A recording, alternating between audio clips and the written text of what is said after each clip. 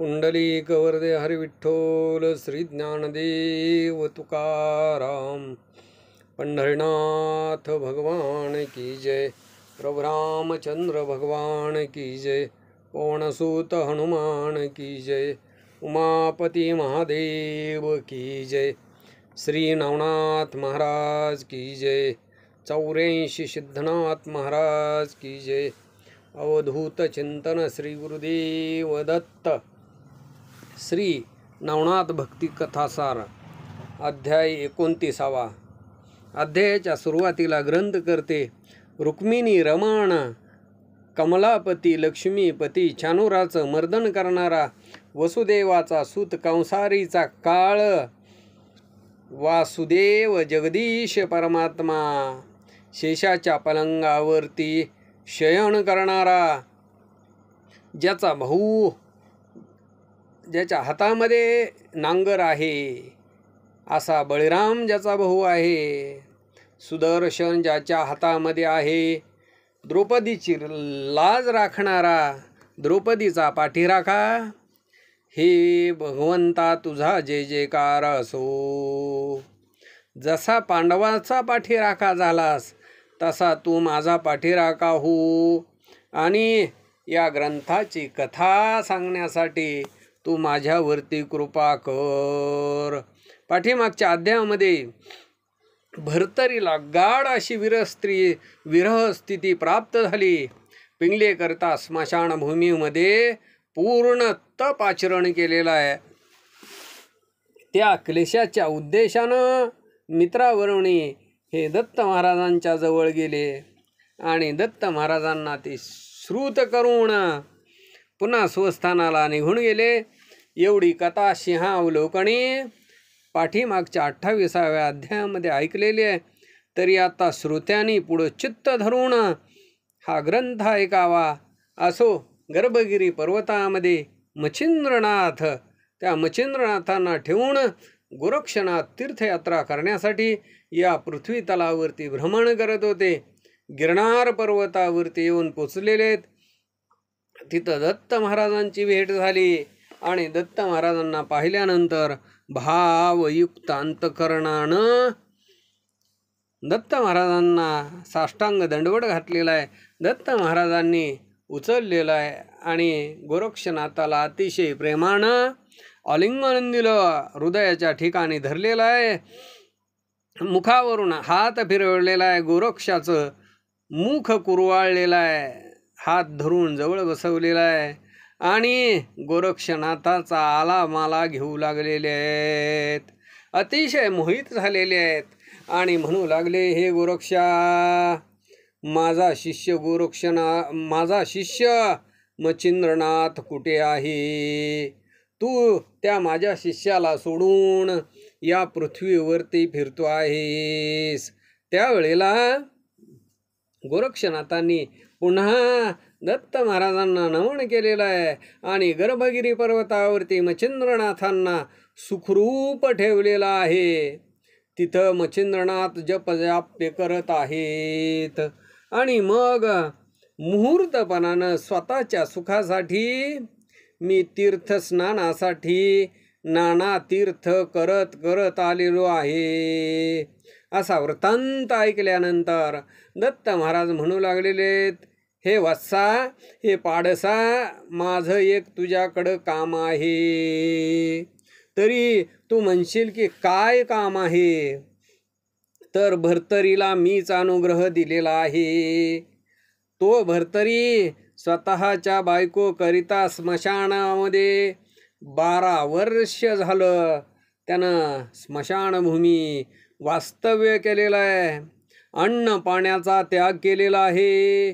झाडाची पानं खाऊन बायकोचं चिंतन करत करत 12 वर्ष बसलेला आहे। तरी तू तिथं जावं, युक्ती प्रयुक्ती करून त्याला सावध करावं। हे सगळं अशाश्वत आहे याची जाणीव करून द्यावी आणि आपल्या पंथाला लावावं। मी त्याला अगोदरच अनुग्रह दिलेला आहे। तेव्हा तू संकल्पाला गुंतवून टाकलेलं होतं की सगळं वैभव सोडून मी नाथपंथाची दीक्षा घेईन, नाथपंथामध्ये मिसळेन. आणि त्या बोलण्याला आता 12 वर्षाचा काळ लुटून गेलेला आहे. दिवस पूर्ण भरलेले आहेत. मग त्या भर्तरीच्या जन्मापासूनची सगळी कथा दत्त महाराजांनी गोरक्षनाथाला सांगितली. ती सर्व गोष्ट गोरक्षनाथाने ऐकलेली आहे आणि मग मान हलवली गेलेली आहे. हे महाराजा गुरुवर्या, तुमच्या कृपेनं हे कार्य मी सत्यपणानं पूर्ण करीन. तरी आता मला आज्ञा द्यावी. आणि मग या भर्तरीला गंजलेल्या लोखंडातून सोन्याला आणीन. हे काही अशक्य असं काम नाही. हे महाराजा, तुम्ही कृपेचा वर्षाव माझ्या देहावरती केलेला आहे आणि म्हणून भर्तरीला अनायासे मी या मार्गावरती आणन. तुझी कृपा माझ्याजवळ असताना या भर्तरीची काय वार्ता आहे? तुझी कृपा असल्याच्या नंतर काही कुठलीही गोष्ट अशक्य नाही. कामकल्पतरू चिंतामणी हाच आपला आशीर्वाद आहे. आणि मग भर्तरी हा दरिद्री तिथं कसा राहील, त्याचं दारिद्र्य कसं राहील. आणि म्हणून प्रमाण बोलतोय, हे कार्य करून मी परत येईन, हे कार्य पूर्ण करीन. असं म्हणून दत्त महाराजांच्या पायावरती पुन्हा डोकं ठेवलेलं आहे. आणि गोरक्षनाथ तिथून शीघ्र गतीनं ताबडतोब निघाले. व्याणास्त्र, त्या व्याणास्त्राचा मंत्र केलेला आहे. व्याणास्त्राचा मंत्र सिद्ध झाल्यानंतर तीच भस्म चिमुटी आपल्या कपाळाला लावलेली आहे. आणि मग व्याण मंत्राच्या योगे करून मनोवेगानं गोरक्षनाथ निघालेले आहेत.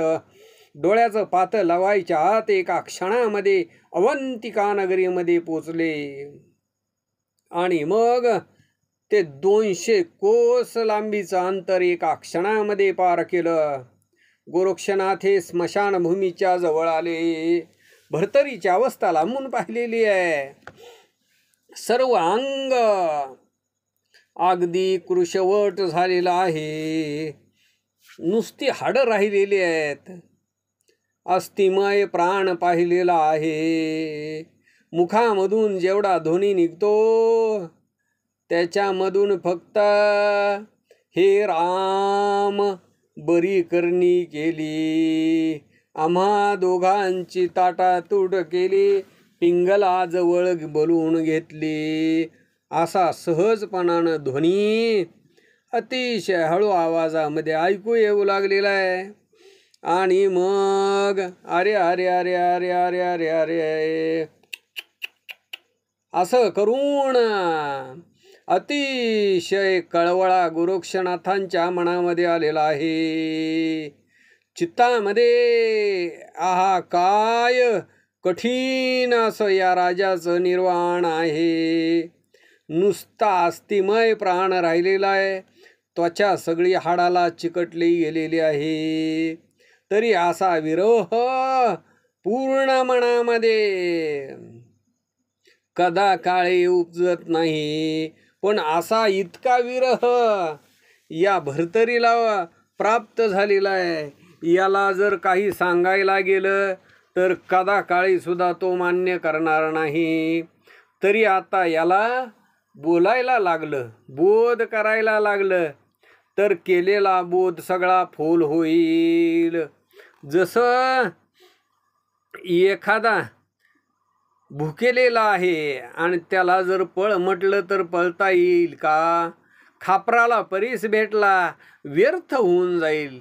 कारण परीस हे गंजलेल्या लोखंडाला सोनं करतं, पण खापराला त्याचा काही उपयोग नाही.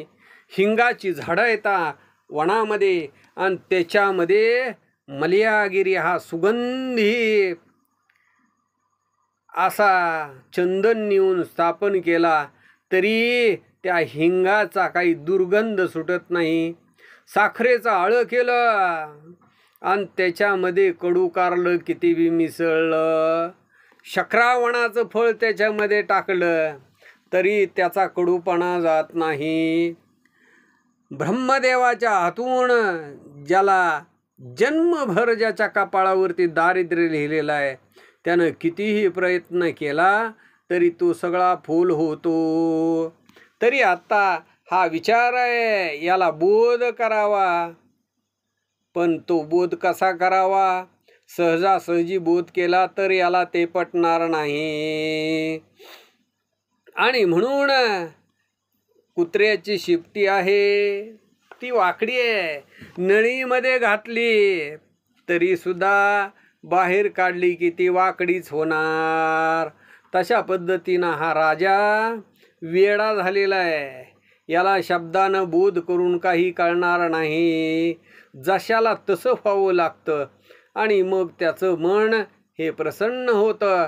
प्रसन्न मन झालं की मग कार्य घडून येतं. प्रभू रामचंद्रांचे शत्रू हे दानव होते, राक्षस होते. पण बिभीषण मात्र त्याच्यामध्ये भिन्न निघाला आणि त्याच्यामुळं स्वतःचं वैभव त्यानं कधी भंगू दिलं नाही. किंवा बळीच्यासाठी वामनानं बटूचं रूप धारण केलं. मात्र शत्रू तोच परशुराम. आणि मग काय केलं त्यानं? वडिलांनी जसं सांगेल तसं ऐकलं. त्या न्यायानं इथं राजा जो आहे त्याचं सर्व हित त्याला अगोदर प्रसन्न करावं लागेल आणि मग कीर्तिध्वज त्याचा उभारला जाईल. मग गोरक्षनाथ अवंतिका नगरीमध्ये गेलेले आहेत. कुंभाराच्या घरी त्यांनी प्रवेश केला आणि एक गाडगं आणलेलं आहे. त्या गाडग्याला बाटली असं नाव ठेवलं. त्या गाडग्यावरती रंगानं चित्र विचित्र अशी रंगभरणी केलेली आहे. पवित्र असं ते गाडगं रंगवलं गेलेलं आहे. आणि मग ते रंगामुळं गाडगं चमचम चमचम चमकू लागलं. पण ते गाडगं आणतानाच कच्चं आणलेलं होतं. वरती मात्र लखलखीत रंग दिसू लागलेला आहे, पण आतमध्ये मात्र ते कच्चं होतं. जसं वाढीव ब्रह्मज्ञानी बाहेर दाखवतो पण अंतकरणामध्ये त्याचा काहीच भाव नसतो. वरून वरून ब्रह्मज्ञानी दाखवतो दिसतो पण अंतकरणामध्ये मात्र हिंगो असतो. ज्ञान विशेष बोलतोय पण प्रत्यक्ष स्वरूपाला मिळाला नाही असं असणारा ते मडकं जे आहे ते कच्चं आहे. वरून मात्र रंग दिल्यामुळं सुढाळ असं दिसू लागलेलं आहे. ते गाडगं ती बाटली हातामध्ये घेतलेली आहे. गोरक्षनाथ हे स्मशानभूमीमध्ये गेले, ठेच लागल्याचं निमित्त केलं आणि जमिनीवरती पडले. अंग धरणीवरती टाकून दिलेलं आहे. मूर्छा आल्याचं सोंग केलं. त्या संधीमध्ये त्या वेळेमध्ये ते फुटलेलं गाडगं गोरक्षनाथ पाहू लागलेले आहेत. असो ते गाडगं फुटून गेलं आणि मग मूर्छना आल्याचं सोंग सावरलेलं आहे. बहुते बघू लागलेले आहेत तर बाटलीचे 100 तुकडे होऊन गेले. ते गाडगं मुळातच कच्चं होतं पण त्याला फक्त वरून रंग दिलेला होता आणि त्याचं बाटली असं नाव ठेवलेलं होतं. गोरक्षनाथ पाहू लागलेले आहेत. त्याचे 100 तुकडे झालेले आहेत. ते शतचूर्ण बाटली पाहिली आणि उठून आहा आहा म्हणू लागले. अहो माझी माय बहीण कशी फुटून गेलीस.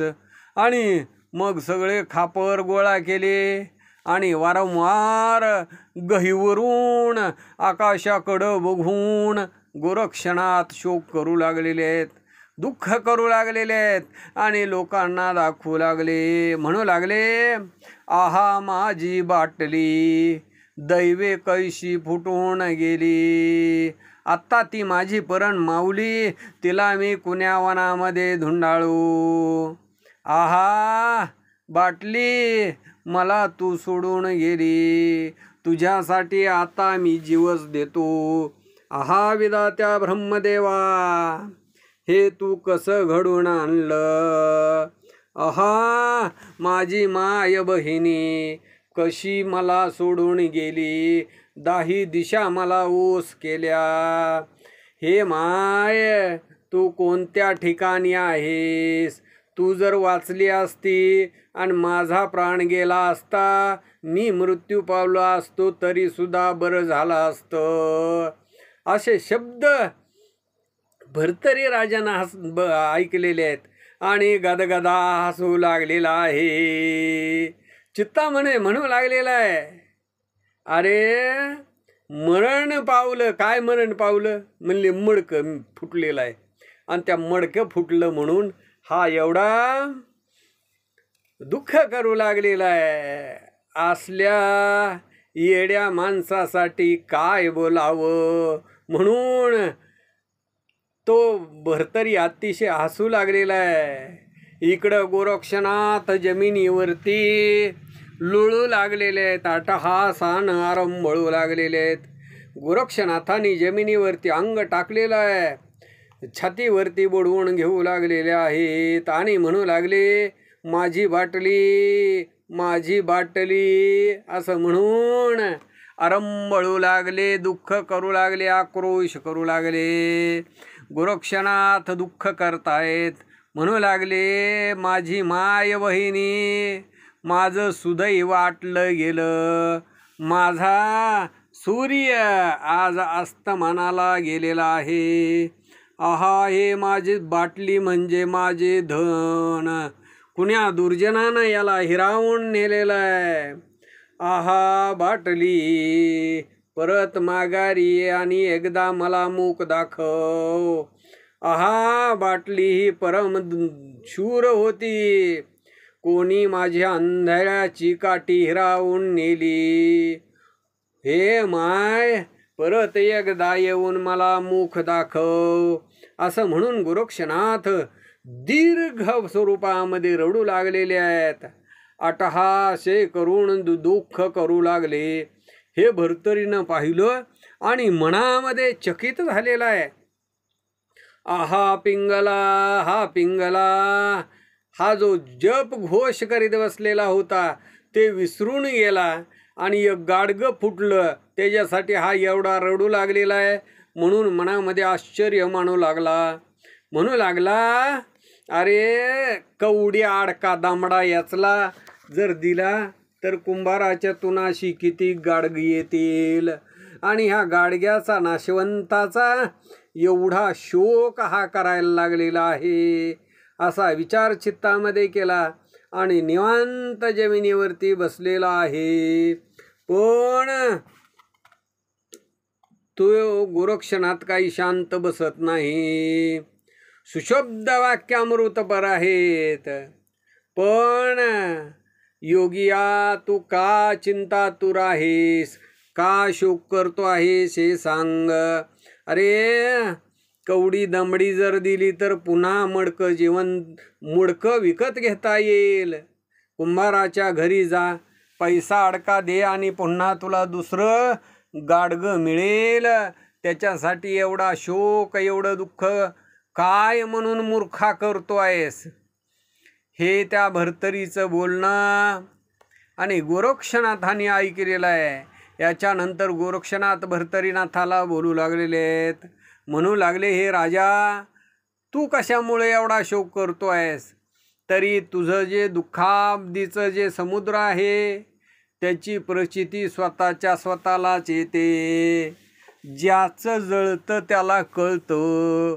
अरे तुझं दुःख तुला कळतं, माझं दुःख मला माहीत आहे.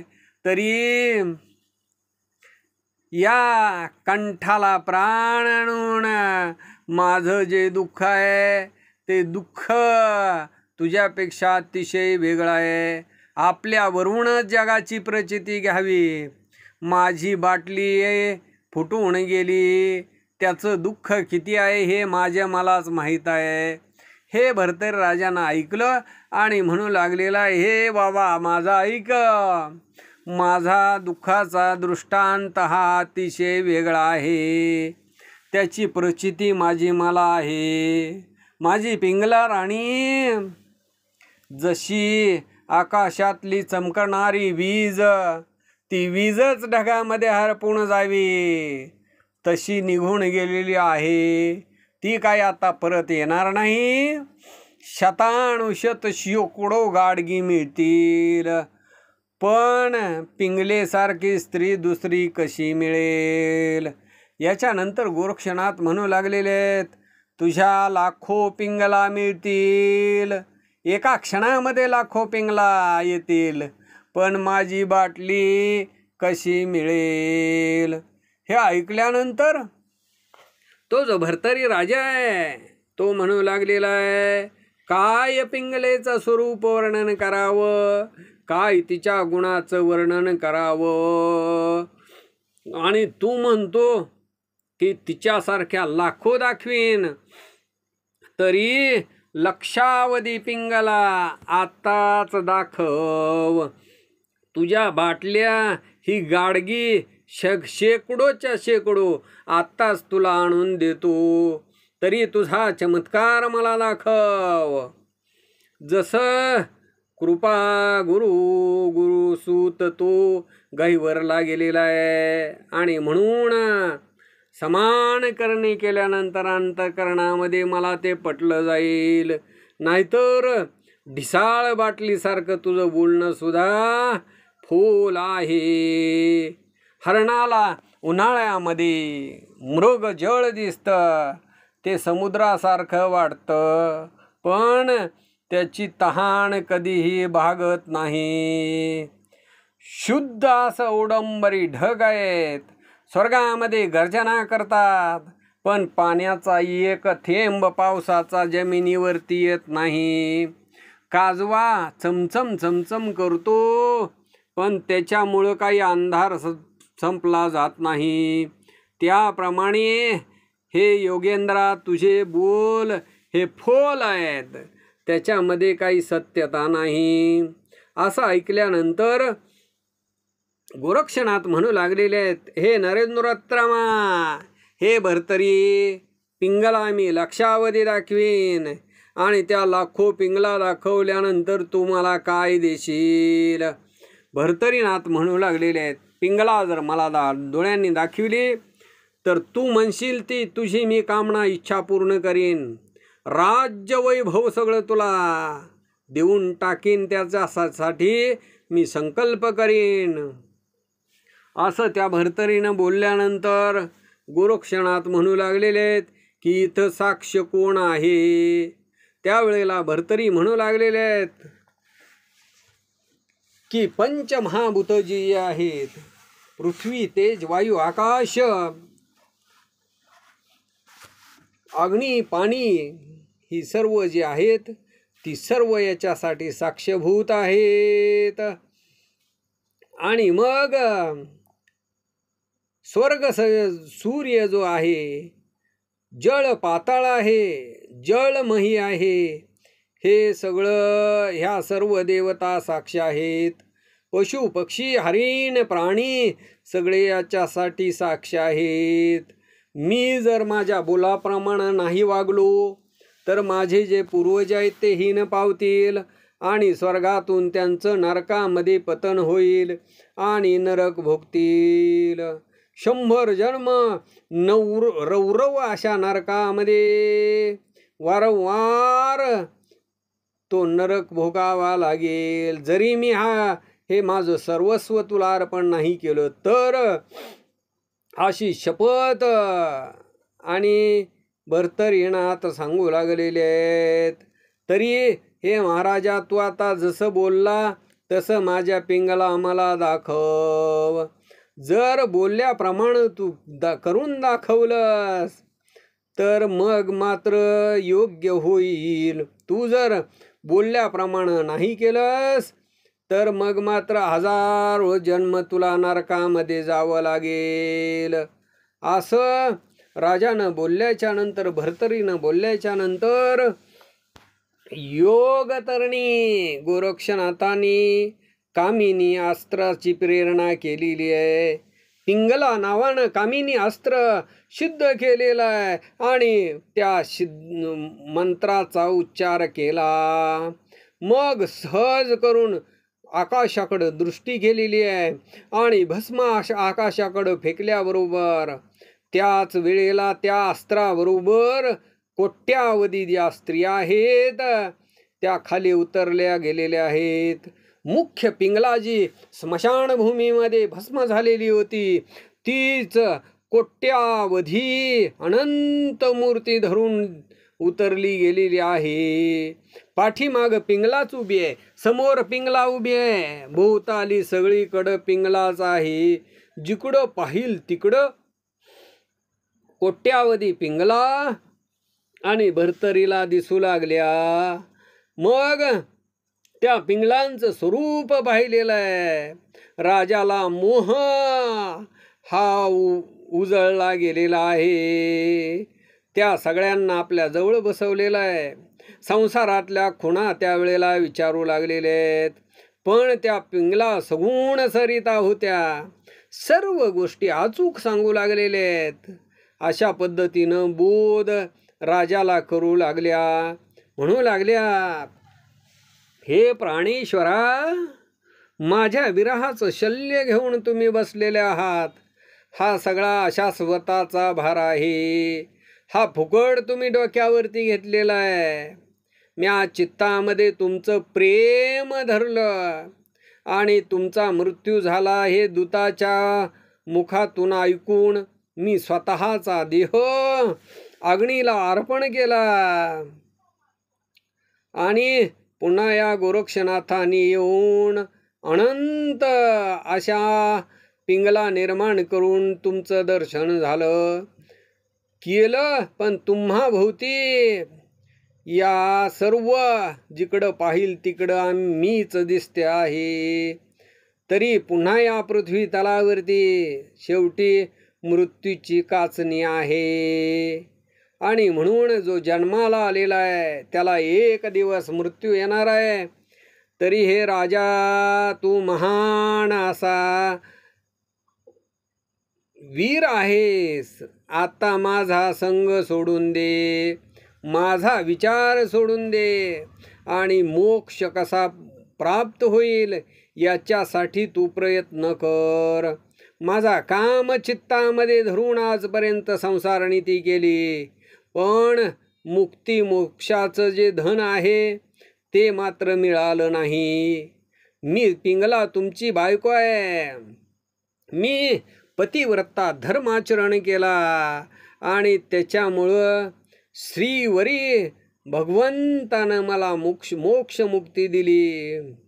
आता तुमचं सर्व हित तुम्हीच विचार करा. मी तुमची दासी तुमच्या समोर काय बोलू, असं ती पिंगला म्हणू लागलेली आहे. अशा प्रकारेनं निवांतपणे पिंगला ही राजाला वेष्टन चहूकडून बसलेली आहे. पण तो चमत्कार पाहिलेला आहे. भर्तरी राजाला अतिशय आश्चर्य वाटू लागलं. मग धावून गोरक्षनाथाचे पाय धरलेले आहेत, लोटांगण घातलं गेलेलं आहे. पण सर्वज्ञ गोरक्षनाथांनी हात धरलेला आहे आणि भर्तरी राजाला बोलू लागलेले आहेत, हे महाराजा, माझा गुरु मच्छिंद्रनाथ हे प्रतापशील आहेत. ते दत्त महाराजांचा शिष्य आहेत. तरी यापूर्वी तुझ्या देहाला सुद्धा दत्त महाराजांनी अनुग्रहित केलेला आहे. तरी तू माझ्या गुरुचा बंधू आहेस म्हणून माझा सुद्धा गुरु आहेस. तू वंद्य आहेस मला म्हणून मला नमन करणं, माझ्या पायावरती डोकं ठेवणं हे अनुचित आहे. हे काही बरोबर नाही. तरी माझा साष्टांग प्रणिपात तुझ्या पायावरती असो. तरी हे राजा, सद्गुरूचा भाऊ म्हणून तुझ्या मनामध्ये कशी भावना चित्त उपजलेला आहे ते तुम्हाला सांग. राज्य वैभवाचा स्वीकार करून संसारामध्ये या पिंगलेल्या भोगावं असं तुला वाटतं का? किंवा हे सकळ संपत्ती सोडून कामना विरहित वैराग्य चित्तामध्ये धरून योगाचरण करावा? तुला काय वाटतं ते सांग. तुला जर वाटत असेल या पिंगलेसहित राजधानीमध्ये जावं, राजवाड्यामध्ये जावं, राजमहालामध्ये जावं आणि राज ऐश्वर्य भोगावं, किंवा हे सगळं नाशवंत आहे याचा विचार सोडून नाथ दीक्षा घ्यावी, याच्यामधलं जे तुला योग्य वाटत असेल ते सांग. ती तुझ्या इच्छा मी पूर्ण करीन. असं गोरक्षनाथांनी बोलल्यानंतर भर्तरी राजा बोलू लागलेला आहे. म्हणू लागला, हे महाराजा, एक पिंगला, त्या एका पिंगलेसाठी 12 वर्ष मी या वनामध्ये बसलो, पण पिंगला प्राप्त झाली नाही. तरी तू त्वरित येऊन शतानुशत अशा कोट्यावधी पिंगला स्वतःच्या सामर्थ्यानं दाखवल्या. हे राजाच्यानं कधीही शक्य नाही. राजगादीवरती बसल्यानंतर हे शक्य नाही. मी पूर्वी भ्रमामध्ये पडलो होतो. श्री गुरुच्या हातातून मी निसटलो, पण ज्या वेळेला श्री गुरुच्या हातातून मी निसटलो आणि त्या वनातून माघारी आलो, मग मात्र या संसार तापामध्ये, दुःखामध्ये मी पडलो, अतिशय कष्टलो गेलेलो आहे. तरी हे कृपेचा सागर दत्त महाराजांचं दर्शन हे अपार असं असणारं जीवन आहे आणि त्याच्यामुळेच माझी चातकाची तहान भागवा.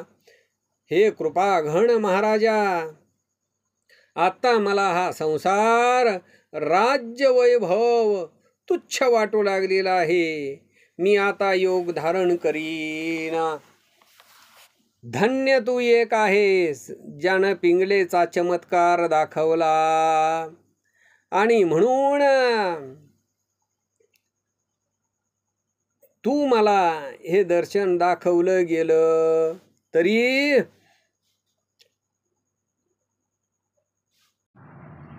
तरी हे गोरक्षनाथा, हे योग मला माझे गुरु दत्त महाराजांची आणि माझी भेट घालून द्या. तुम्ही मला माझ्या पिंगलेचं दर्शन घडवलं.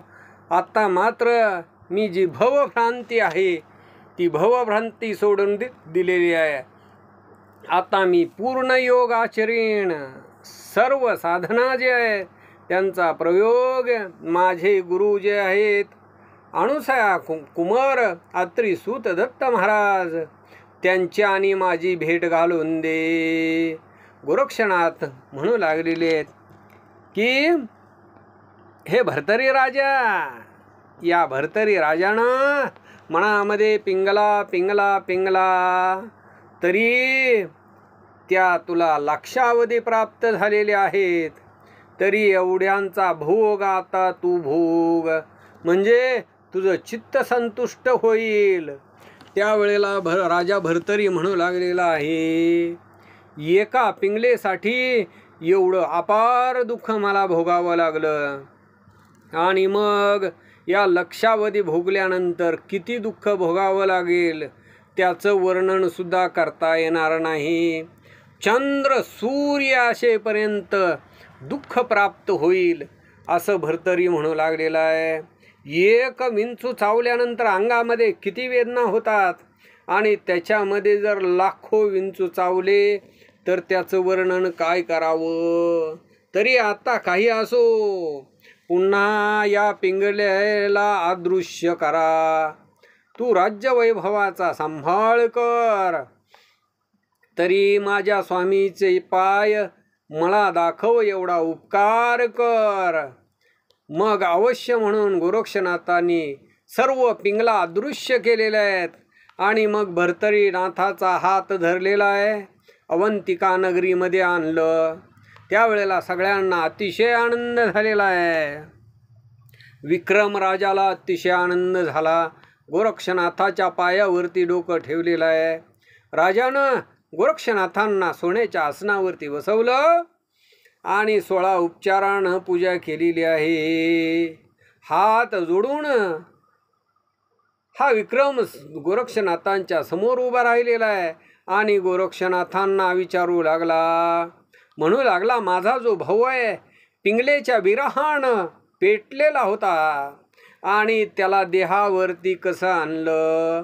मग राजाला सगळं कथन आहे, ते सर्व कथन सांगितलं गेलेलं आहे. राजाचं मन तुष्ट झालं, प्रसन्न झालं.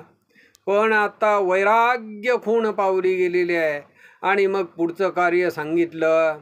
त्यावेळेला विक्रम तो सर्व मर्म जाणणारा होता. त्याचं मन प्रसन्न झालेलं आहे. याच्यानंतर तो बोलू लागलेला आहे की हे जती महाराज, आपण कृपामूर्ती आहात.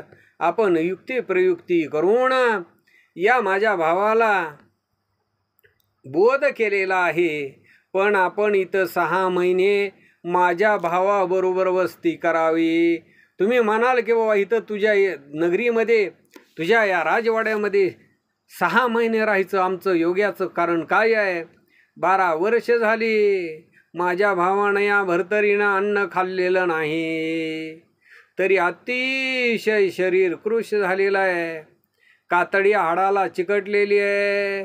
त्याचा फक्त डोळ्यामध्ये प्राण उरलेला आहे. तरी आपणाला एकच विनंती आहे की स्वादिष्ट असं अन्न त्याच्या पोटामध्ये जाऊ द्या. मला वाटतंय की मी त्याचं पालन आणि पोषण करावं. याच्यानंतर गोरक्षनाथ म्हणू लागलेले आहेत की पुढं याची गती कशी होईल, पुढं याचा विचार कसा राहील.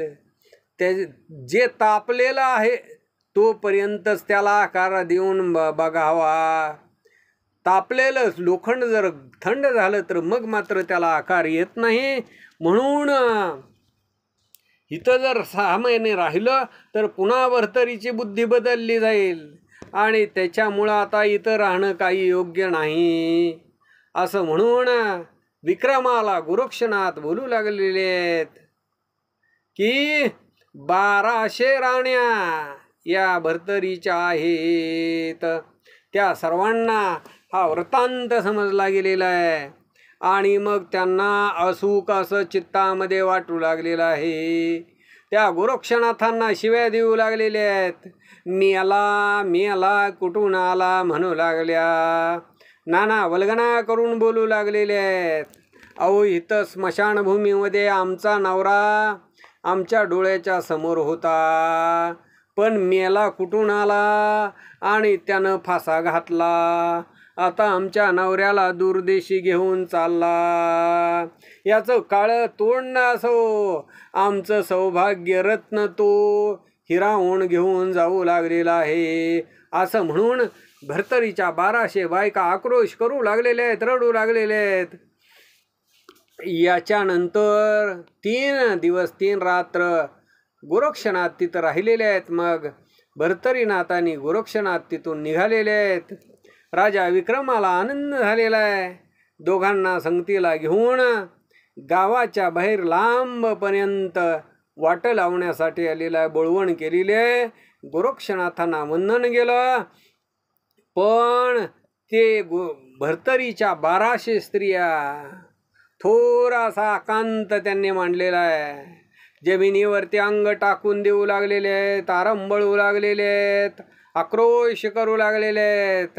राजाचे गुण आठवण करून त्या 1200 स्त्रिया आणि दुःख करू लागलेले आहेत, रडू लागलेले आहेत. म्हणू लागल्या, राजा गेला आमचा प्राण गेला. इकडे गोरक्षनाथ भरतरी आणि विक्रमासहित अपार असं ज्ञानवंत सगळे गावाच्या बाहेर आले. त्यावेळेला गोरक्षनाथ भरतरीला विचारू लागले की हे भरतरी, हे अद्भुत असं राज्यवैभव, याच्यामध्ये जर तुझं मन गुंडाळत असेल तरी मला तू सांग. असं गोरक्षनाथाचं बोलणं ऐकल्यानंतर भरतरी हा प्रांजळपणानं बोलू लागलेले आहेत की हे महाराजा, हे वैभव आता माझ्या चित्ताला बाधू शकत नाही. राज्य वैभव ह्या ज्या स्त्रिया आहेत वाकारी सारख्या सुद्धा तुच्छ वाटू लागलेल्या आहेत. माझं लक्ष माझे गुरु दत्त महाराजांच्या चरणाकडं लागलेलं आहे. आणि मग आपली शिंगी शैली कंथा गोरक्षनाथांनी भरतरीला दिलेले भिक्षेची झोळी हातामध्ये दिलेली आहे. कुबडी आणि फावडी दिली असा सरंजाम करून राजाला बोलू लागलेले आहेत की तुला जर वैभव उकारीसारखं वाटत असेल तर याची प्रचिती तुम्हाला दाखव. तरी अंतपुरामध्ये या नगरीमध्ये जाऊन ज्या तुझ्या बायका आहेत त्या 1200 बायकांच्या दारापुढे जाऊन त्या परक्या स्त्रिया म्हणून त्यांच्याकडून तू भिक्षा मागून ये. असं भर्तरीनाथानं बोलणं ऐकलेलं आहे. आणि म्हणू लागले याच्यामध्ये अशक्य असं काय आहे. मग तिथून लगेच कृतांतवत उठलेले आहेत. अंतपुरामध्ये प्रवेश केला. राजधानीमध्ये गेलेले आहेत. आदेशालख निरंजन आदेशालख निरंजन असा शब्द गाजू लागलेले आहेत. शिंगी आणि सारंगी वाजवू लागलेले आहेत. स्त्रियांच्या घरासमोर जाऊ लागलेले आहेत. त्यावेळेला आधीच या भर्तरीच्या 1200 बायका अतिशय व्याकुळ दुःखी झालेल्या शोक करीत बसलेल्या होत्या. त्याच्यावरती हा राजा गोसावी झालेला आहे आणि आलेला आहे हे पाहिलं. मग मात्र मोठ्यानं कोल्हाळ करू लागलेले आहेत. अट्टहासानं रडू लागल्या. एक जमिनीवरती लुळू लागलेली आहे. एक केस हातानं तोडू लागलेली आहे. एक माती घेऊन मुखामध्ये घालू लागलेली आहे. एक मस्तका जमिनीवरती आपटू लागलेली आहे. जमिनीवरती कपाळ आपटून रक्त बंबाळ झालेली आहे. एक दोन्ही हातानं हृदयावरती धबधबा हाणून घेऊ लागलेली आहे. एक रडू लागलेली आहे. एक पडू लागलेली आहे. एक शोकानं मूर्छापन्न होऊ लागली. ज्या सेविका आहेत त्या धावून धरू लागलेल्या आहेत. सावध करू लागलेले आहेत. एक म्हणू लागलेली आहे या राजासारखा राजानी असा पती 100 जन्मामध्ये सुद्धा मिळणार नाही. आहा आमचं माईक धन. हा राजा म्हणजे आईपेक्षा सुद्धा अतिशय मायाळू प्रेमळ आमचा पती होता. एक म्हणू लागलेले आहा राव आहा राजा कसा आमचा भाव आज मिटून गेलेला आहे. ब्रह्मदेवा असं कसं भाग्य आमच्या कपाळावरती लिहिलं. जशी वासरासाठी गाय एक घडीभर चरण्यासाठी जाते पण ती परत येत नाही तशी अवस्था आमची झाली. स्नेह करून एका प्रेमानं काय परम प्रेम सांगावं या पतीचं. तर एखाद्या वेळेला किंचित तोंड सुकलं तरी सुद्धा लगेच विचारायचे की का तू खिन्न झालेली आहेस. आणि मग जी मनामध्ये इच्छा असेल ती इच्छा पूर्ण करीत होते. आणि मग एवढा स्नेह या पतीचा आमच्या राजाचा असताना आईनं जसं मुलीचं पालन करावं तसा लळा लावणारा हा आमचा राजा. आईचं चित्तच आज निष्ठुर झालं आणि अदृश्य होऊन आम्हाला प्रेतासारखं करून हा राजा इथून निघून चाललेला आहे. तरी आता अर्थहीन सगळं झालेलं आहे. आमचा प्राण निघून जातो आहे. अघोर असं रान ओस पडलेलं वन आम्हाला दिसू लागलेलं आहे. असं म्हणून आरंबळू लागलेले आहेत. जमिनीवरती उलथून पडू लागलेले आहेत. पुन्हा उठून राजाला बघू लागल्या आणि दैन्यवाणी अशी शरीर झालेली आहेत. मग म्हणू लागल्या हा राजा तुम्ही या पृथ्वी तलावरती जसा मदन असावा त्या मदनाचा दुसरा अवतार आम्हाला प्राप्त झालेला होता. राजाच्या वैभवाचं वर्णन करताना देवाचा राजा इंद्र, त्याची संपत्ती सुद्धा किरकोळ होती, तरी असं भिक्षेचं कुशीळपणाचं दैन्यवान शरीर आज झालेलं आहे आणि घरोघरी भिक्षा मागू लागलेले आहेत. असं बोलून त्या पुन्हा जमिनीवरती अंग टाकू लागलेले आहेत आणि मग सगळ्या उठवणी राजाला चौकरून गराडा घातलेला आहे आणि म्हणू लागलेले आहेत की राजा, आम्हाला सोडून तुम्ही दूरदेशी जाऊ नका.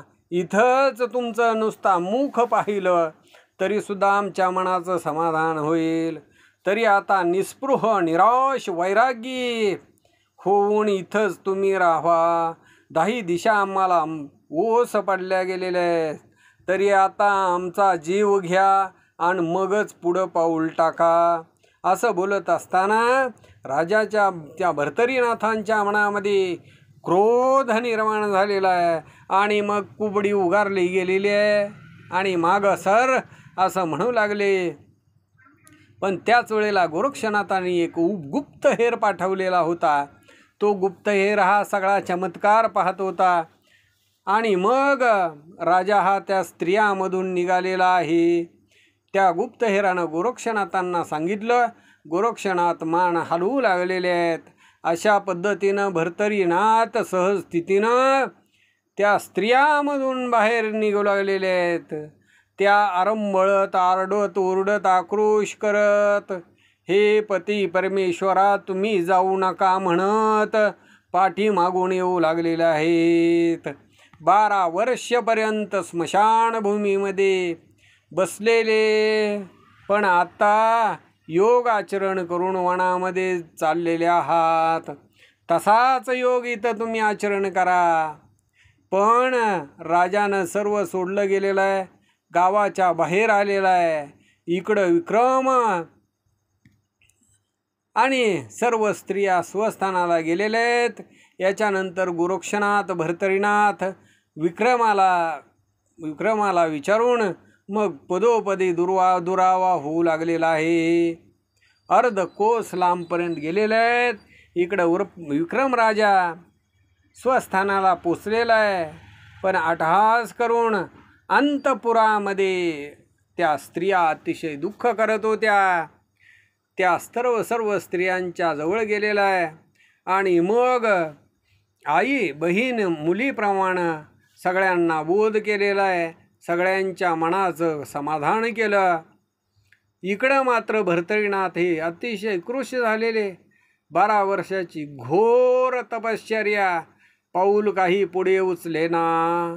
मग व्यान अस्त्राची विभूती गोरक्षनाथांनी त्या भर्तरीच्या कपाळाला लावलेली आहे, आपल्या स्वतःच्या कपाळाला लावलेली आहे. आणि मग जे अशक्तपणाची काजळी होती एका क्षणामध्ये निघून गेली.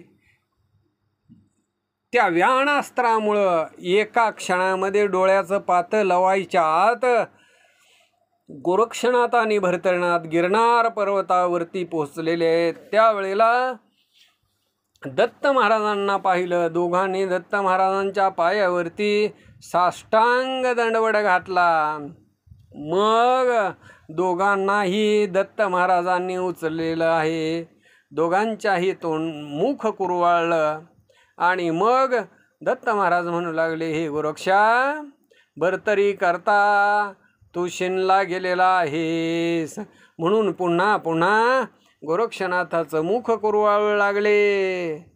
त्या प्रकरणाची मोहस्थिती राजा भर्तरी आणि हे वत्सा, तू 12 वर्ष खूप घोर अशी तपश्चर्या केलेली आहेत. माझ्या वत्सानं, माझ्या पाडसानं, गोरक्षानं तुला इथं आणलं. अशा पद्धतीनं एकमेकांचा हा मेळ झालेला आहे. चित्ताचं समाधान झालं असो अशा पद्धतीनं तुष्ट चित्त झालेलं आहे. पुढची जी कथा आहे 30व्या अध्यायामध्ये धुंडीचा मुलगा मालू हे नरहरीच्या कृपेच्या योगे करून तुम्हा संत श्रोत्यांना गोड मधुर रस भरीत अशी कथा सांगतील. स्वस्ती श्री भक्ती कथासार संमत गोरक्ष काव्य केमे आगार सदा परिसोत भाविक चतुर नवविशंतीत गाध्याय गोडहा. श्रीकृष्णार्पणमस्तु. नवनाथ भक्तिसार नवविशंतीतमोध्याय समाप्त. पुंडलिक वरदे हरिविठ्ठल श्री ज्ञानदेव तुकाराम. पंढरीनाथ भगवान की जय. प्रभु रामचंद्र भगवान की जय. पवनसूत हनुमान की जय. उमापति महादेव की जय. श्री नवनाथ महाराज की जय. 84 सिद्धनाथ महाराज की जय. अवधूत चिंतन श्री गुरुदेव दत्त वासुदेव हरी.